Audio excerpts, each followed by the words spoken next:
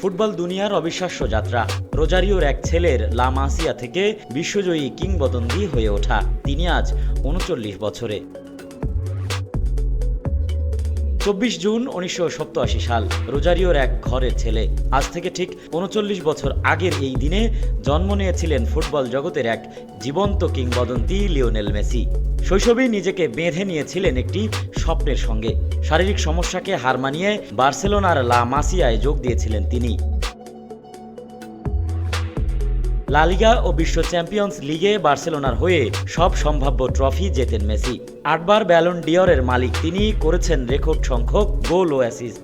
২০২৩ সালে তিনি পাড়ি জমান যুক্তরাষ্ট্রের ইন্টার মায়ামিতে, যেখানে এখনও দলকে নেতৃত্ব দিচ্ছেন।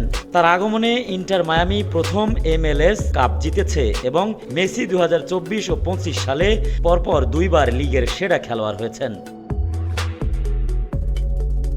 ক্যারিয়ারের সবচেয়ে উজ্জ্বল অধ্যায় ২০২২ সালের কাতার বিশ্বকাপ। লুসাইল স্টেডিয়ামে ট্রফি উঁচিয়ে মেসি শুধু আর্জেন্টিনার ৩৬ বছরের অপেক্ষাই শেষ করেননি, নিজেকে ফুটবল ইতিহাসের সেরাদের কাতারে নিয়ে গেছেন। ২০২৪ সালে কোপা আমেরিকা জিতে সেই উজ্জ্বলতায় আরেকটি অধ্যায় যোগ করেন। বয়স যেন শুধু একটি সংখ্যা। ৩৯ বছরেও তার পাসিং, ফ্রিকিক আর খেলার নিয়ন্ত্রণ সমানভাবে মুগ্ধ করছে ফুটবল ভক্তদের। বিশ্বের দুই কিংবদন্তি পেলে ও ম্যারাডোনার পর এখন আরও একটি নাম উচ্চারিত হয়, লিওনেল মেসি।